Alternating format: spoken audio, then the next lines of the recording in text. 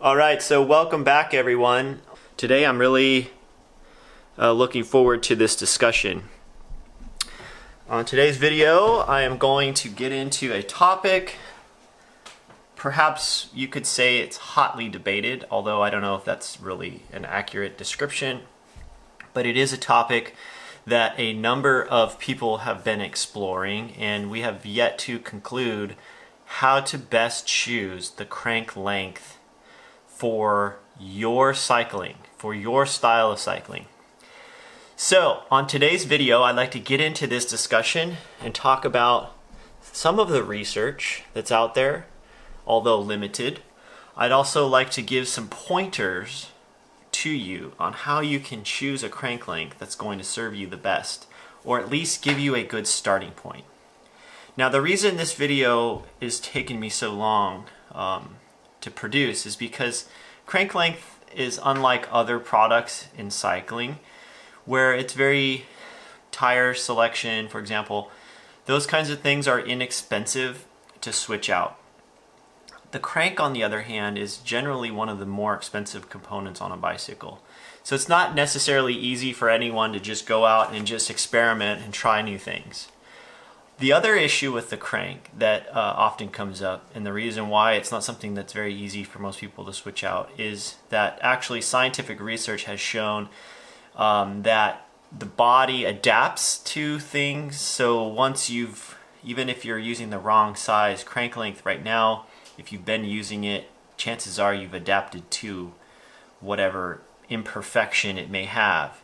Or maybe better said is, however that particular crank is not perfectly optimized for you, your body has compensated. So we'll get into that a little bit. So we're going to look at the research, and then of course we're going to look at some ways to be more educated in how you would start off with the right crank length to get you into a place where you're going to get the most benefit out of the crank, and then from there you're only necessarily going to need to move a little bit one way or the other, versus being really far off and then having to move much closer to where you should be. So it's better to start off closer to where you need to be, at least as a starting point, so you don't have to move much either way, versus starting off way over here and having to come all the way over this other side, whatever that might be.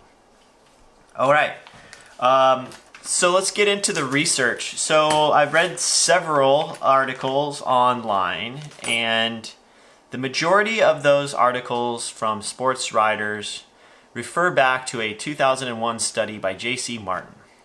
J.C. Martin is a researcher from the University of Utah, and he authored a paper describing maximal power output. The title of the article that he authored with three other authors was Effective Crank Length on Joint-Specific Power During Maximal Cycling. This is kind of seems to be anyway, from the sports journal writing standpoint, sort of the holy grail when it comes to talking about crank length. So that study done in 2001 looked at maximal power output among 15 conditioned cyclists. 15 cyclists, 3 were women, 12 were men. They ranged in age from 16 to 44, I believe, and they were tested on a stationary indoor trainer. They warmed up for 5 minutes, and then they were asked to do an all-out effort for 3 seconds. Those 3-second power numbers were measured, recorded, and over the period of several weeks, these same cyclists would come back and do the same exercise using different crank lengths. So they started off at 150 and worked their way up to 190. And the results were presented. They also created a mathematical model using what is called inverse dynamics. And essentially what that is just look at the leg speed, and based on some assumptions, knowing the weight, the mass of the leg and the bones and all that, and studying the motion of the leg, you can use the dynamics to predict what the joint-specific powers would be based on that theoretical model. And then they compared the theoretical model to to the tested model and see how well they correlate. They should correlate fairly closely if the study is being done correctly. Okay, that's all information that is very interesting. It is highly idealized in a laboratory setting, and because of the fact that they looked at maximal power output, I think as a cyclist with the years of experience that I have, I find that to be somewhat of impractical information for me to use to decide which crank length to use. Now, I don't fault the researchers. I think it's always interesting when someone's researching something like this.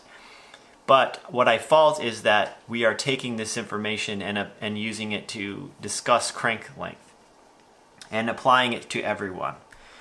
So we're overlooking all the other aspects of crank length and how it may matter. So when I look at crank length, I see two basic sides to the equation. I see the biomechanical side of the equation, which is you individually. It's what my body is able to produce as far as force on the pedals, speed of the pedals, all those factors that I'm able to produce biomechanically as one side of the equation. And then on the other side of the equation, I see the bike, the crank length, the gearing, and how all of that should be properly matched to this side of the equation. So to optimize this, you want to make sure that the crank length, the gearing, and everything matches my biomechanic abilities. Now, a 3-second power interval is not a useful power interval for a bicyclist, for someone who wants to do any kind of cycling. If you're racing, criteriums, road races, even time trials, or especially time trials, a 3-second power is not a useful power output that will produce any realistic results in a bike race. What I need to know is, what can I produce on a day-to-day basis consistently to optimize my ability to go from point A to point B? So I want to know which crank length to choose to give me the most out of that particular riding event or riding style. Now, if I were just in a ride to the grocery store, do I need a crank length that will give me a 3-second power output? Not at all. Not at all. I need to be able to get on the bike and actually ride to the grocery store. I may need to go up a hill, so I may need some leverage to do that. So you can see here, what I'm trying to say is that when it comes to practice and it comes to science, the scientific community has to define the thing that they're studying to be able to produce results that can be duplicated in other labs anywhere else at any time to get the same result, so that that is considered valid information. And that's great. You cannot necessarily reproduce what you do out on the road. So the only way to measure what's going on out in the real world is to look at the results of bike races, to look at the results of long distance endurance rides, and that's all highly there's just highly variable. The number of variables to be able to define why that person won the race is so high that we wouldn't be able to ascertain any information from that. So on the one side, you have to be highly specialized and you have to be incredibly specific about what you're studying to have results that people in the scientific community can stand behind and say, yes, that is accurate information. But then when you try to leap over and apply that to the real world, there's a very big disconnect. Okay, well that's basically the issue. Now, I looked at some research, so that was the J.C. Martin research, and that information, while as interesting as it is, only tells us a very specific thing. So another piece of information that I researched, another piece of research that I looked at, was a study done on muscle contraction and fatigue and the role of andesine 5-diphosphate and inorganic phosphate. So this was a study that looked at the ability of a muscle to contract multiple times and the rate at which it was able to contract. So the conclusion of the study was that the combined effects of these accumulated hydrolysis byproducts accounts for a large amount of the fatigue process in any exercise of any intensity or duration. So as you exercise, the more times you contract and release, you're building up these byproducts, and this is what is slowing down the muscle. This is what's reducing the amount of force that the muscle is able to produce and the rate at which the muscle is able to produce that force. So that's an important thing, and we'll get into that. So the rate of which the muscle can contract is an important piece of this puzzle. Okay, another study I looked at was called Determinants of Metabolic Cost During Sub-Maximal Cycling. So to me, sub-maximal cycling is where we need to be focusing our attention. Most of us are not cycling at maximal, we're always cycling at sub-maximal. Mainly because we do long events. We're not just sprinting for 2 seconds. We're actually out riding for 5, 6, 7, 12, 15, 48, however many hours you can imagine. There are events that it will be necessary to do that. These results suggest that mechanical power output and pedal speed, a marker for muscle shortening velocity, are the main determinants of metabolic cost during sub-maximal cycling. Whereas pedaling rate, i.e. activation, relaxation rate, does not significantly contribute to metabolic cost. That's important to know. So we'll get into that more in my discussion and how we can apply this to our choice of choosing crank length. What you're saying here is that the rate of which you are contracting the muscle is what determines the force at which you can sustain over a long period of time. The faster the contraction rate, the more fatigue. That makes sense. And we can look at how to choose our crank length to reduce the contraction rate of the muscle, which should increase our ability to sustain power for a longer period of time. Alright, another study I looked at was the interaction. Here was a study done, and by the way, all these studies are, I pulled these up on the National Institute of Health website, and I'll provide links to all the studies below. Okay, so in this study here was high intensity exercise can result in up to 1,000-fold increase in the rate of ATP demand compared to that at rest. So the purpose of the paper is to provide a contemporary explanation of the muscle metabolic response to different exercise intensities and durations, with emphasis given to recent improvements in understanding and research methodology. Okay, so that study's not that important. Muscle contraction and fatigue, determinants of metabolic costs. Okay. Alright. Now, there's more research out there. Very little of it is geared directly to cycling specifically. J.C. Martin seems to be one of the major contributors to the research. And so let's look at how we can apply what we see in this research mathematically to a choice in crank length. Alright, let's take a look at that. Let me grab the whiteboard.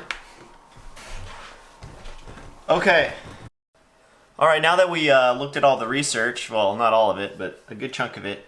Now that we looked at the research, so how can we apply that research to making a good choice in choosing crank length for our needs? So first of all, with any choice, you need to decide what you're going to use your crank for. Are you going to be using it for racing? Are you going to be using it for touring? Are you going to be using it for mountain bike riding, for cross racing, for adventure gravel riding? What is the purpose of your bike? So that's probably the first goal you should sit down and draw up and make a decision. Then once you've decided, then you also need to know what, you need to understand sort of some biomechanics. Do you have very, very long legs? Do you have short legs? These kinds of things will dictate how long of a crank length you should probably get. Now, my first piece of advice here is going to be, I will make a few general statements, and I believe, and through all of the research that I have done, this is just based on my understanding of the research and my opinion and my experience, that I think it's the best choice to make would be to go with the shortest crank that will provide you with what you need. So rather than try to go for the longer crank that you can possibly work with, try to use the shortest crank. And I'll explain why here right now. So let's do a quick little diagram of what happens when you're pedaling a bike. So if this was your bottom bracket, and this was the crank arm, and we're looking at it from the side, and it has a length L1, and we have a force on our pedal of F1. That force is going to turn the pedal through this full revolution, right? So now if we increase the length of this crank, we'll call that L2 with a F2. This is going to be L2. L2 is measured from here to here, right? And L1 is measured from here to here. Okay, we'll use arrows. So as you can see, I'm assuming these forces are different, and that is from the research that I have done. The reason these forces are different is because if your crank length is longer, then let's examine this for a minute. Let's start to look at this pedal circle. Here is the arc length that the force travels through, and here's the arc length. So we'll call this D1 and D2.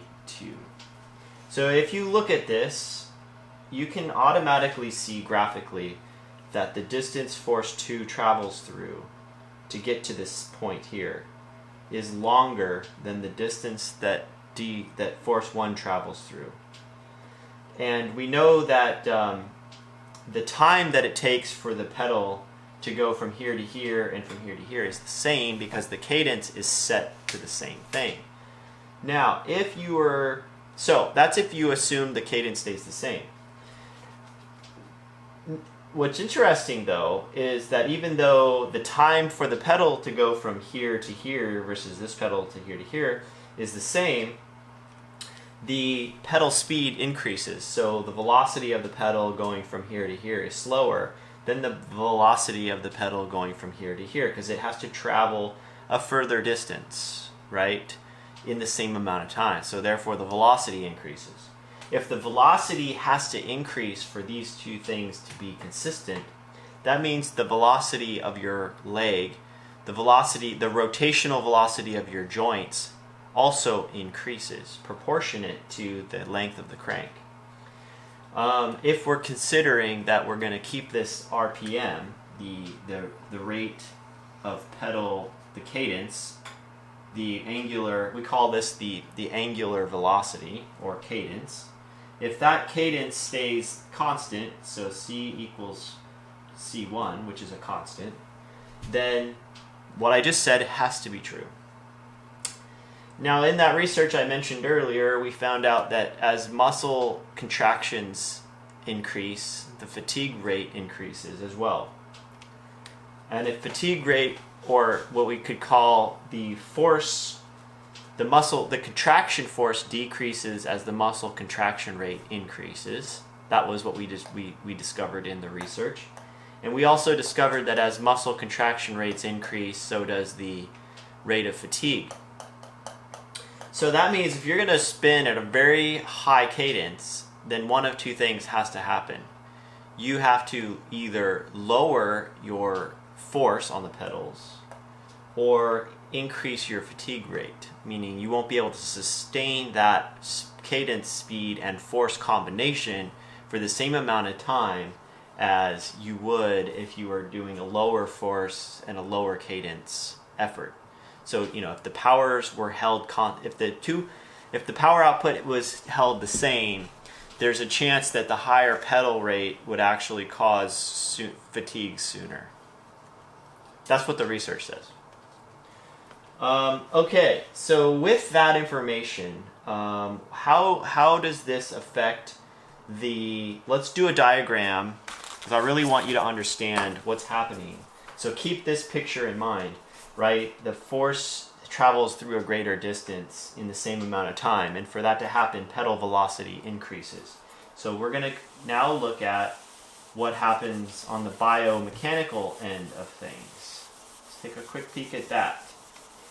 So biomechanically speaking, if this was your torso, and that is your hip joint, and this is your femur, and that's your knee joint, and that's your tibia or fibia, whichever one it is for you. I guess it's both.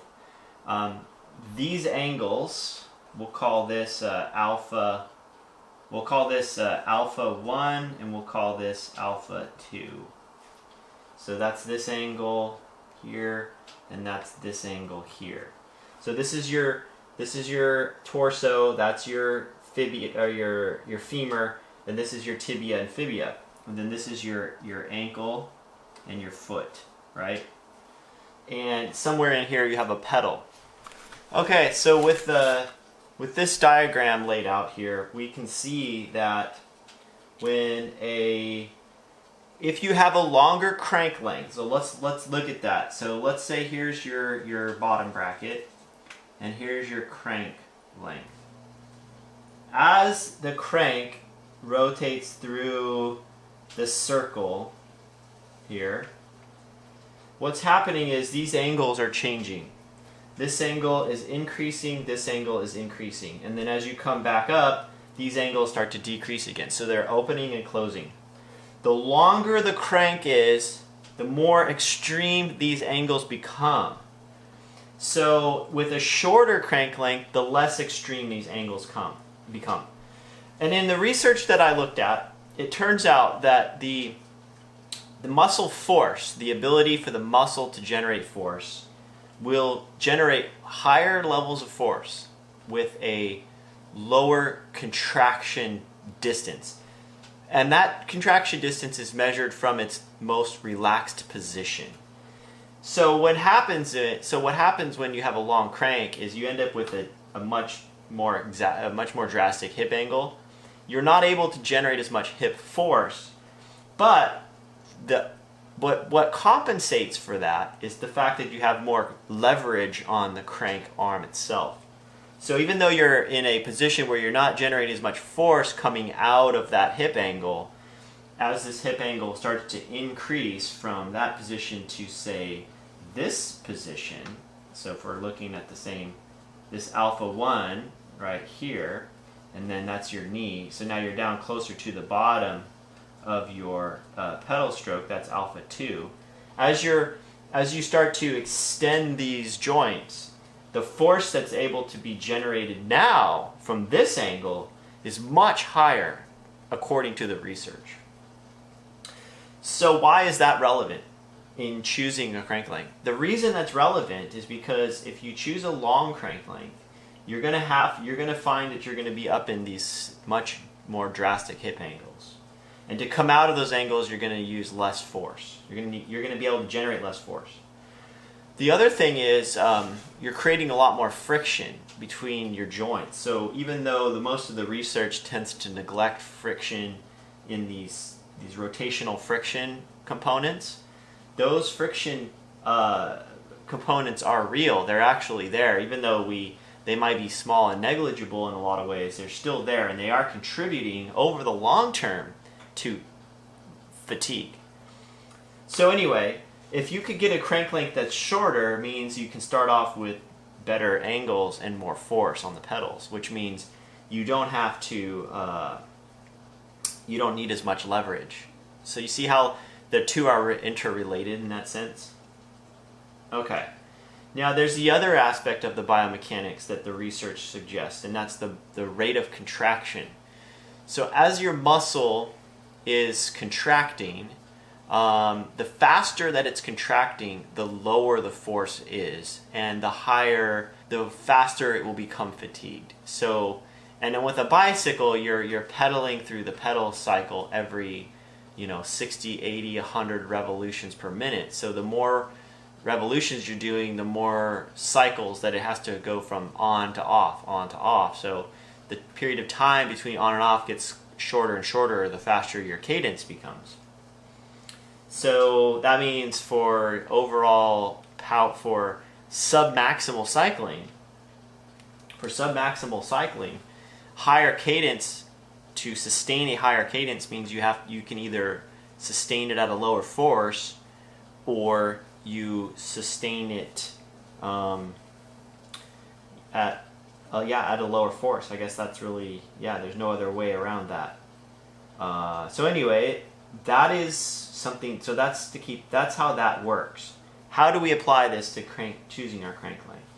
My thoughts are that because we saw the power numbers on the J.C. Martin study between 165 and 175, the power's not that different. Then I would say choose the lower bound length of crank so that you reduce the hip angles, which will lower your risk of potential injury, and it will lower your cadence so that you don't need to ride as high of a cadence to produce the same power, and you can recover from you'll have more time therefore to recover from each muscle contraction, which should therefore translate into more endurance in the long run. So if you're looking to do endurance riding, whether that's gravel adventure riding, touring, that sort of thing, shorter crank is the better option.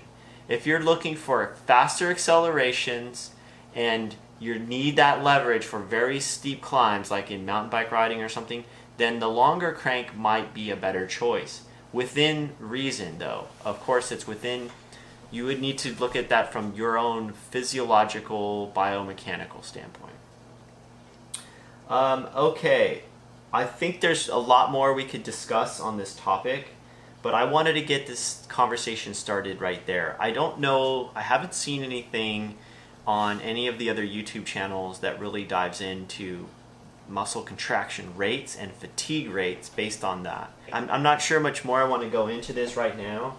I had thought about talking a bit more on the other side of the equation, which was, just looking at leverage. If you have a longer crank, so crank 1, L1 versus L2, we'll call it that one. If these forces were theoretically the same, you're getting more leverage, but the reality is you cannot produce the same amount of force at the same cadence with these different crank lengths. It's physically impossible. It's biomechanically impossible to do that without paying a price or a penalty somewhere else. So that's an important point I didn't stress, so that F1 does not equal F2. They're not equal. They might be equal when you measure them in your power meter, but what it takes to produce equal forces at the same cadence comes at a penalty, comes at a price somewhere biomechanically. That was a point I didn't make, but that's what I wanted to make. Alright guys, I hope this video helps you understand a bit more about choosing crank length. This is not a topic of closure. This is actually a topic that needs further research. I think what I would like to see the scientific community do is do a study looking into submaximal cycling at different crank lengths and how it affects fatigue and all those other things, so that cyclists like me and you can choose which crank length we're going to need for what we plan to use our bikes for. Alrighty, well, if there's any questions or comments or links to any other research that might help better understand this concept that's going on here, please feel free to post it in the comment section below. Anyway, it's getting hot in here. I need to go I'm going to have to go turn down that fire. If you know of any research that I didn't talk about, or research that you think is interesting that we can bring up for further discussion, please post that below, and I would love to read that. I've been scouring through the medical journals trying to find research on this topic, and it is pretty limited out there. So